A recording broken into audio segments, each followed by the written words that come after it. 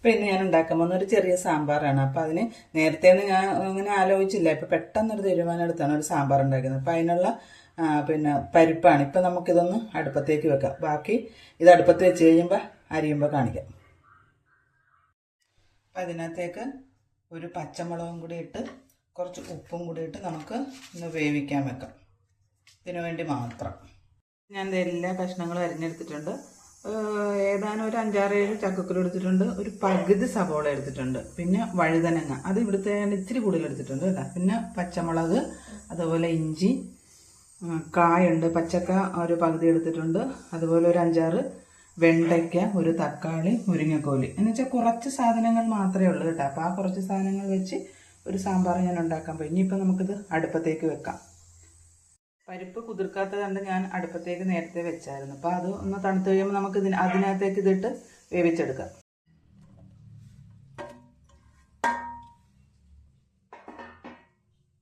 ഉപ്പ് ഇട്ട് കൊടുക്കാം. അതുപോലെ തന്നെ കുറച്ച് മുളക് പൊടിയും, ശകലം മുളക് പൊടിയും, അതുപോലെ തന്നെ ഒരു 1/4 ടീസ്പൂൺ മഞ്ഞൾപ്പൊടിയും ഇട്ട് കൊടുത്ത് ആവശ്യത്തിന് വെള്ളം ഒഴിക്കാം. കഷ്ണം വേകാനുള്ള വെള്ളം നമുക്കങ്ങ് ഒഴിച്ചു കൊടുക്കാം. ഇപ്പോൾ വാളംപുളി പിഴിഞ്ഞതാണ്, അതും കൂടി നമുക്കങ്ങ് ചേർത്ത് വെച്ച് കൊടുക്കാം. കുറച്ച് ചേർത്താൽ മതി, ബാക്കി അവസാനം നമുക്ക് വേണമെങ്കിൽ ചേർക്കാം. അപ്പോൾ കഷ്ണം വെന്തിട്ടുണ്ട്. നമുക്കിതൊന്ന് ഇറക്കി വെച്ചിട്ട് ആ പൊടികളൊക്കെ ഒന്ന് ചൂടാക്കിയൊക്കെ എടുക്കാം. നേരെ ഇരിക്കില്ല. ഇത് കുറച്ച് പരിപ്പ് എടുത്തിട്ടുണ്ട്, കുറച്ച് അരി എടുത്തിട്ടുണ്ട്, അതുപോലെ ഉലുവ കുറച്ചെടുത്തിട്ടുണ്ട്, മുളക് പൊടി ഒരു 1/2 സ്പൂണ്, അതുപോലെ 1/4 ടീസ്പൂൺ മഞ്ഞൾപ്പൊടി, ഒരു സ്പൂൺ, ഒരു വലിയ സ്പൂണാണ് കേട്ടോ മുളക് പൊടി. അതൊക്കെ എരിവൊക്കെ ഓരോരുത്തരുടെ ആവശ്യങ്ങൾക്കനുസരിച്ച്.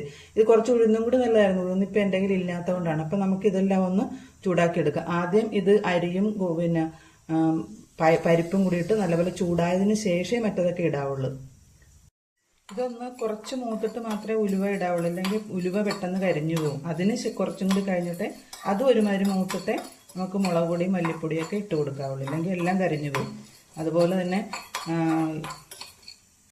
തന്നെ കായപ്പൊടി നമ്മൾ ഇതെല്ലാം ചേർക്കുമ്പോൾ അങ്ങോട്ട് ചേർത്ത് കൊടുത്താൽ മതി. കായം പൊടിച്ചതാണ്, അപ്പോൾ പിന്നെ അത് കുഴപ്പമില്ല. ഇനി നമുക്കത് ഉലുവ ഇട്ട് കൊടുക്കാം. ചെറിയ തീയിൽ മാത്രമേ വെക്കാവുള്ളൂ കേട്ടോ ഇത്, അല്ലെങ്കിൽ കരിഞ്ഞു പോകും. ഇത് കരിഞ്ഞു പോകാതെ തന്നെ ഒന്ന് നമ്മൾ ശ്രദ്ധിച്ച് തന്നെ ഇത് നല്ലപോലെ ഒന്ന് മൂപ്പിച്ചെടുക്കണം. അല്ലെങ്കിൽ കരിഞ്ഞു പോയി കഴിഞ്ഞാൽ പിന്നെ കരിചൊവ ഉണ്ടാവും. അപ്പം അതല്ലാണ്ട് നമ്മൾ നന്നായിട്ട് അതുപോലെ തന്നെ വെച്ചാൽ ഇതെല്ലാം കൂടി പിന്നെ ഒന്ന് മിക്സിയിൽ പൊടിച്ചെടുത്ത് കഴിഞ്ഞാൽ നമുക്ക് നേരെ ചേർത്താൽ മതി. ഇതുപോലെ മൂത്ത് ഇനിയിപ്പോൾ ഇതൊന്ന് ചെറുതായിട്ടൊന്ന് തണുത്തിട്ട് നമുക്ക് ഒന്ന് പൊടിച്ചെടുക്കാം. ഈ പാൻ അടുപ്പത്ത് വെച്ചിട്ടുണ്ട്. നമുക്ക് കുറച്ച് വെളിച്ചെണ്ണയൊക്കെ ഒഴിച്ച് കടുക് താളിച്ചതിന് ശേഷം ആ വെണ്ടയ്ക്കയും അതുപോലെ തന്നെ തക്കാളിയും ഇട്ട് വഴറ്റി നമുക്കെടുക്കാം. അപ്പം ഞാൻ ആവശ്യത്തിന് എണ്ണ ഒഴിക്കുകയാണ്.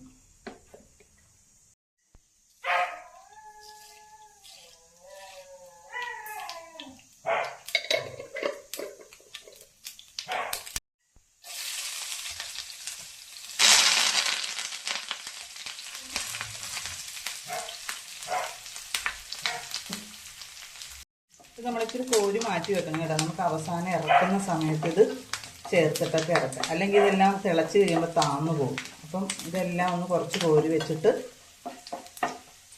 അത് രണ്ടാമത് നമുക്കത് കടുക് പൊട്ടിക്കാൻ പറ്റിയല്ലോ, അതുകൊണ്ടാണ്. ആദ്യം നമുക്ക് വെണ്ടയ്ക്ക ഇട്ട് കൊടുക്കാം.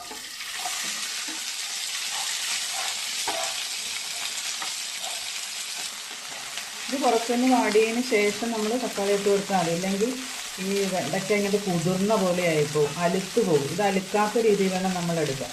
ഇത് രണ്ടും കൂടി ഇങ്ങനെ ചേർത്ത് കഴിയുമ്പോൾ നല്ല ടേസ്റ്റാണ് കേട്ടോ. ഒന്ന് എല്ലാവരും ഒന്ന് ശ്രദ്ധിച്ച് ഒന്ന് ചെയ്ത് നോക്കണേ. അപ്പോൾ ഇത് വെണ്ടയ്ക്കയൊക്കെ നല്ലപോലെ വാടിയിട്ടുണ്ട്. ഇനി നമുക്ക് തക്കാളി തന്നെ ഇട്ട് കൊടുക്കാം.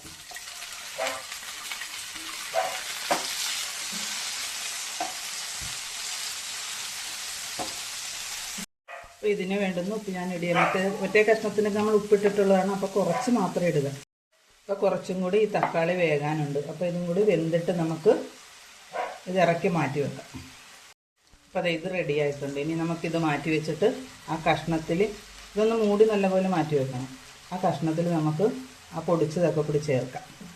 ഇതിനകത്ത് ഞാൻ എൻ്റെ കയ്യിലുണ്ടായിരുന്ന കഷ്ണങ്ങളൊക്കെ മാത്രമേ എടുത്തിട്ടുള്ളൂ. ഇതും വെച്ച് നമുക്ക് രണ്ട് കൂട്ടാണെങ്കിലും നമുക്ക് വെച്ച് സാമ്പാർ ഉണ്ടാക്കാൻ പറ്റും. അപ്പം നമുക്ക് ആ പൊടി ചേർത്ത് കൊടുക്കും. ഞാനിത് കുറച്ച് ലൂസാക്കി വെച്ചായിരുന്നു.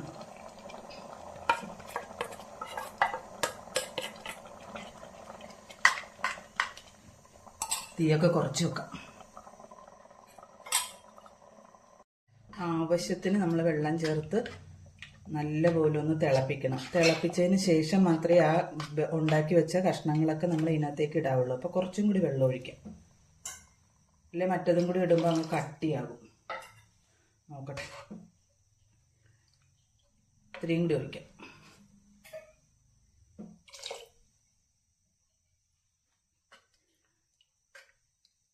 നന്നായിട്ടൊന്ന് തിളക്കട്ടെ, നമുക്ക് മൂടി വെക്കാം. അപ്പോൾ അത് നല്ലപോലെ തിളച്ചിട്ടുണ്ട്. ഇനി നമുക്ക് ആ ഈ കഷ്ണമൊക്കെ കൂടി അങ്ങ് ചേർത്ത് കൊടുക്കാം.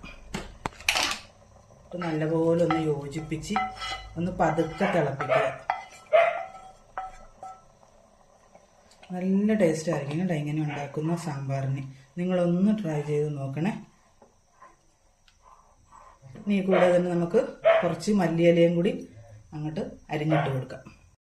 നമുക്ക് മല്ലിയിലയും കൂടി ഇട്ട് കൊടുക്കാം.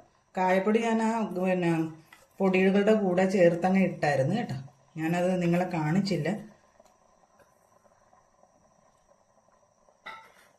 ഇത് ചേർത്തൊന്ന് ഇളക്കി സാമ്പാറിനൊക്കെ ഈ മല്ലിയില ഇടുന്ന എന്തൊരു മണവും എന്തൊരു ടേസ്റ്റും ആ കാര്യം പറഞ്ഞാൽ. ഇനി നമുക്ക് ഒന്ന് ഉപ്പ് നോക്കിയേക്കാം. ഉപ്പ് നോക്കിയില്ലായിരുന്നു. ഒരു ശകലം കൂടി ഉപ്പ് വേണം.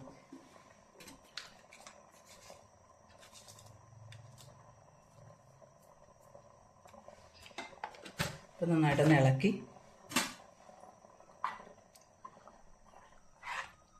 നമ്മൾ ആ കടുക് താളിച്ചതും കൂടി ഇതിനകത്തേക്ക് ഇട്ട് മൂടി ഇറക്കി വെക്കും.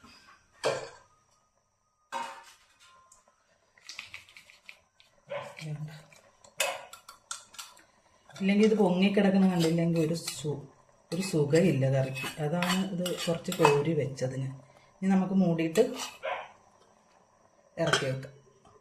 ഇതിൻ്റെ കൂടെ ഞാൻ പുട്ടാണ് ഉണ്ടാക്കാൻ പോണത്. ചിരട്ടപ്പുട്ട് ഉണ്ടാക്കാമെന്നോർത്ത് കുക്കറിൻ്റെ പുറത്തേക്ക് വെച്ച് കഴിഞ്ഞാൽ ഉണ്ടാക്കാൻ പറ്റുമല്ലോ. അപ്പോൾ ഈ വെള്ളമൊന്ന് തിളക്കട്ടെ. അപ്പോൾ ഇത് ആവി വരാൻ തുടങ്ങിയിട്ട് നമുക്ക് പുട്ടിനുള്ള തേങ്ങ ഇട്ട് പൊടിയൊക്കെ ഇട്ടങ്ങ് വെക്കാം. കുറേ തിക്ക് നിറച്ച് കഴിഞ്ഞാൽ ഇത് ആവി ചിലപ്പോൾ എപ്പുറത്തോടിയൊക്കെ പോകും. അപ്പോൾ നമുക്ക് തിക്ക് ഒന്നും നിറയ്ക്കണ്ട, അല്ലാതെ നിറച്ച് നമുക്ക് അങ്ങോട്ട് വയ്ക്കാം.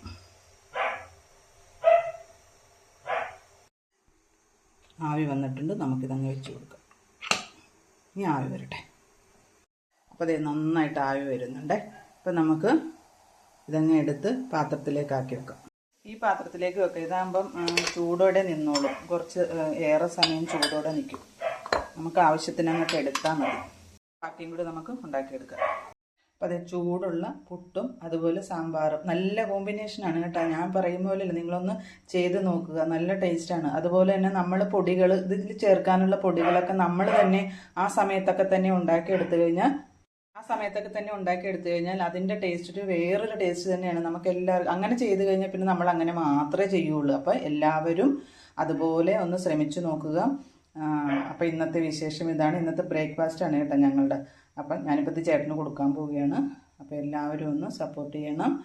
അതുപോലെ തന്നെ ഇതുപോലെ ഒന്ന് ട്രൈ ചെയ്ത് നോക്കുകയും കൂടി വേണം കേട്ടോ. എല്ലാവരും എൻ്റെ വീഡിയോ കാണണം. അപ്പോൾ അടുത്ത വീഡിയോയുമായിട്ട് ഉടനെ തന്നെ വരാം.